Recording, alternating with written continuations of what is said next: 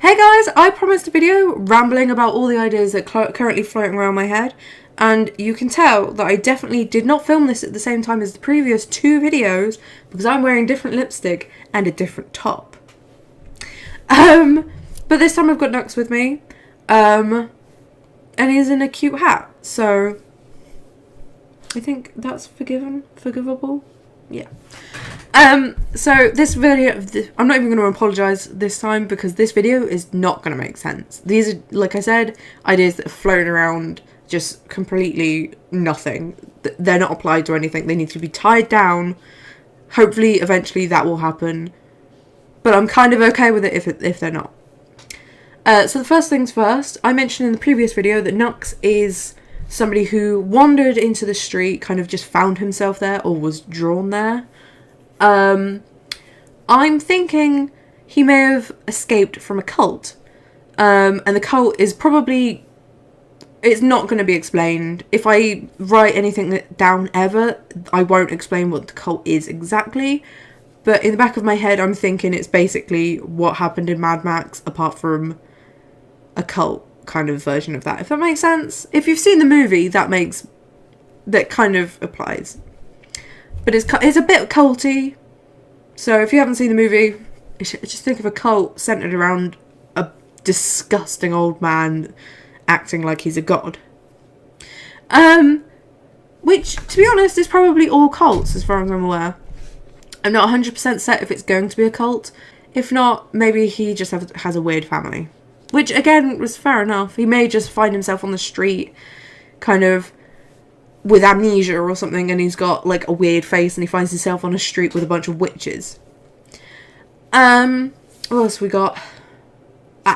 Nux. So Nux arrives at the street, meets all these people. Everybody introduces themselves and explains that this is a weird place. How the hell? I'm trying not to swear. Sorry. How the hell did you get here? Like, you're clearly not magical. You're just weird and lost. You're just a strange lost child. Like, how did you get here? And he doesn't know. He has no clue about anything outside of possibly a cult or a very closed family or amnesia, whatever it ends up being. He doesn't know basically how to dress himself. So Violet and P take him in, and they love him. They just really want to take care of him because he's the sweetest, nicest tiny angel. So lovely, so sweet. So they just want to take care of him, and P buys him sweaters to keep him cozy and keep him warm, to just make sure he's safe and soft and cuddly and warm. And Violet buys him other stuff. Violet buys him lovely boots and attempts to turn him into a kind of a punk, but not really, because that's just what Violet likes wearing. And then when Nux is allowed to buy his own clothes, he buys things like golden shoes and floral suits. Maybe? I'm not 100% on that yet. 100% on that yet. He has the golden shoes, so I may just leave it at that. I'm not 100% whether I'm going to get him a floral suit. I might just do it because it'll be funny, but I don't know yet. He may be stuck just in these really nice sweaters. I like him in sweaters. He looks like he should be in a lot of sweaters. I'm sure I can make a character who can wear a floral suit. So that's Nux. Like I said, he moves in with P and Violet and they look after him. There are not a lot of rooms in the bakery, above the bakery. As far as I'm aware at the minute. There may be some more at some point. But in my head, Ash is away doing his thing. I'll explain that in a sec. And so Nux just moves in and takes his space. And then when Ash comes back, something happens. It's a mystery. I haven't thought that far ahead. But yeah, he lives with them and it's all great and nice. And I guess while Ash is away, then he'll probably help in the bakery, because you gotta make somebody do the heavy lifting. Like, sacks of flour are pretty heavy. And I'm sure I'm sure Nux is terrible at it. Like, he's probably not very strong, and, like, Ash was normally the baker, so, well, he would do, so Nux can do the baking. Nah. Nux is terrible. Nux is not a cook, which is something I've just decided off the top of my head. So, that's Nux. Let's talk about Ash. Ash is weird. Like I said, everybody in this world is witches, and I mentioned that Ash is a witch. Now, witches are never men. Like, never. It's completely unheard of. But Ash is. And he's not like, oh, it's not just because he's magical. Like, I feel, there may eventually be some sort of, like, male form of, like, witchcraft. Like, I may do the witch-wizard separation thing. Probably not. But, like, the actual, I am a user of magic, and, like, I'm able to use magic. That's not a thing that men can do. That's only women. Like, it's only witches. Apart from, Ash can use magic. So, Ash is super weird. And, like, most people are fine with that. There's one person who's not, who will be coming up later. And so everybody has their, like, specialization of magic, and Violet is, like, the strongest witch. Like, she's so powerful, like, incredibly powerful, like, unbelievably, she is the strongest witch. And her specialization is things like earth magic and, like, flowers and plants and all that stuff. And that's what she does. P, haven't really come up with a specialization for her. She's not super powerful, and even if she was, she doesn't really use magic. I think, as far as I've gotten with her, she doesn't really use magic because she's a baker, so all she does is, like, add a tiny little flourish to cakes and things, which I just thought was, like, a nice little touch. Like, P's not really big on the magic thing, but, like, just a little touch, like, just something that when you have this cake, like, the cake is delicious and wonderful and incredible on its own, but there's something a little extra that just makes you just really happy, makes it last all day, just puts you in a good mood, makes you happy, makes you see the world as more beautiful, something like that. And I don't know, maybe when it comes to Valentine's Day, she'll do something that's like, if you have the Valentine's cakes, they make you feel more romantic. And I don't mean sexually, I mean, like, actually romantic. Something like that. So, Ash has a specialization as well, because he is technically a witch. And that also brings me on to my fortune teller. I don't like the phrase fortune teller. It just sounds really boring and, like, conjures up images of, like, not cool things. I wanted it to sound cooler than a fortune teller. So, in my world, fortune tellers are called seekers. That was seekers, just because I squeaked it. So, Ash is a seeker, and he seeks with using, like, cards and, like, a card deck. Not tarot cards, but just some sort of, like, fortune telling card set thing. I will say that is inspired by Denali Wind, because she recently made, like, some cards, and they just immediately filled me with inspiration. I was like, yes, I need to make somebody with cards, and yeah, so I came up with that.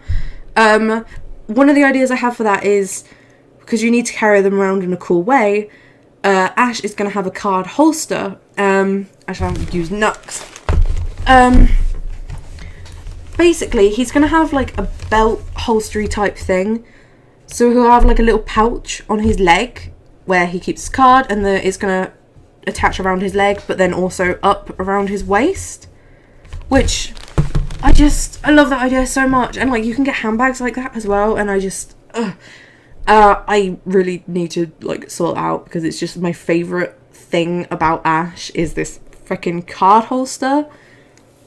So I need to sort that out. And he is, like, he's the reason why the fortune teller, the seeker's tent, is there on the street, because the woman who owns it, or who runs it, who is the Seeker, she is there to train him. And I have no ideas about her so far. She may have, like, dark purple hair, and that's about it. I just have, like, a vague maybe image, and she may be, like, a merry-go-round Olathe. Maybe. I don't know. There's not much to her. She's just a Seeker, and she's there to train Ash, and Violet is friends with her, I think. I think that is what's, like, that she's gonna be Violet's, like, BFF, and, I have, like, a vague girlfriend type character for Ash, possibly, who is, like, my Lolita character. I started, like, building up her inspiration folder recently, like, for, like, saved image, and what I have so far I absolutely love, because I had a really good idea for her hair. And I want to make this doll just so I can make this wig, which is, yeah. Each doll has, like, one thing that I'm really, really excited about for them, which is nice. There's nothing else to her apart from that. Like, I don't have any characterization, like, what she does, like, what kind of magic she uses, like, if she's a witch, if she's, like, some sort of magical creature. Nothing else.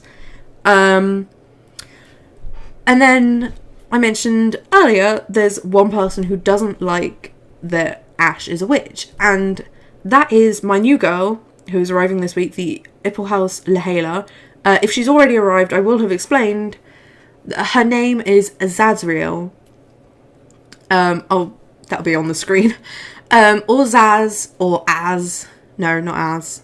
Zazz, or Z, for short, because nobody wants to say Zazriel all the time. And she is a demon witch. It's like a combination of the two. And she'll, I'm not 100% sure she'll have them all the time, or she'll have, like, a glamour to hide them. But she has, like, ram horns, and she's tailored and beautiful, and I love her. Her entire character, honestly, is based around a pair of shoes. I will put a picture of these shoes in, because I love them. Like, if these, like, no wonder I based the character around these shoes, honestly.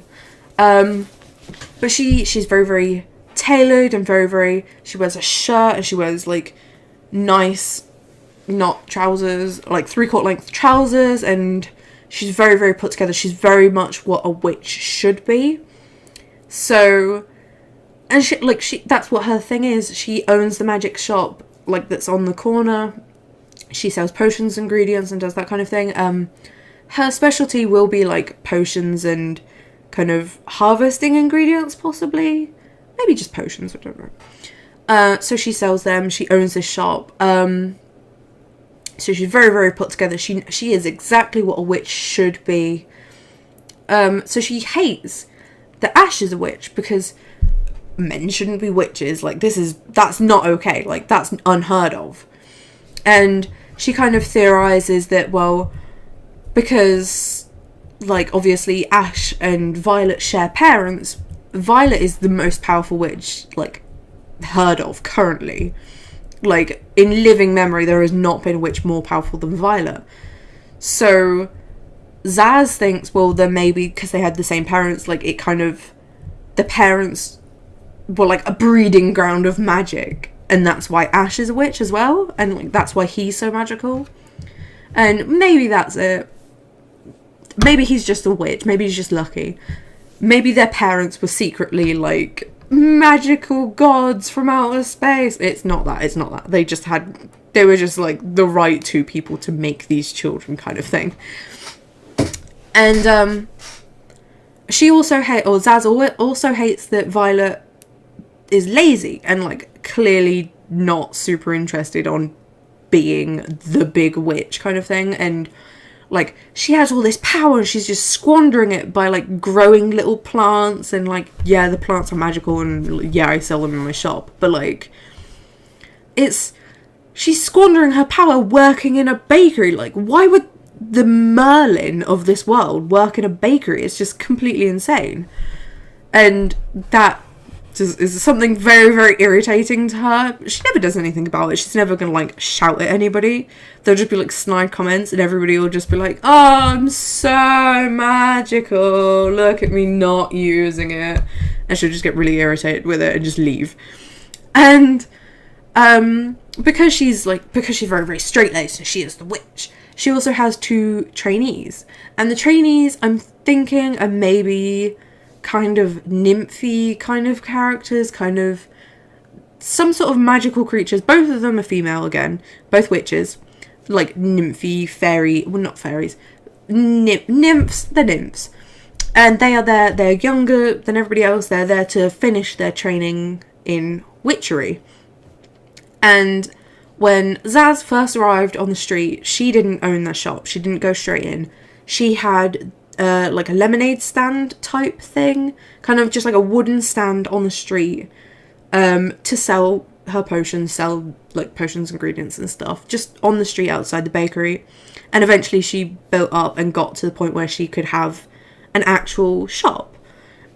So her 2 trainees, they work with her old stand, and they're outside the shop with like smaller stuff, selling other things that she doesn't sell in the shop, or like a taster of what's in the shop kind of thing.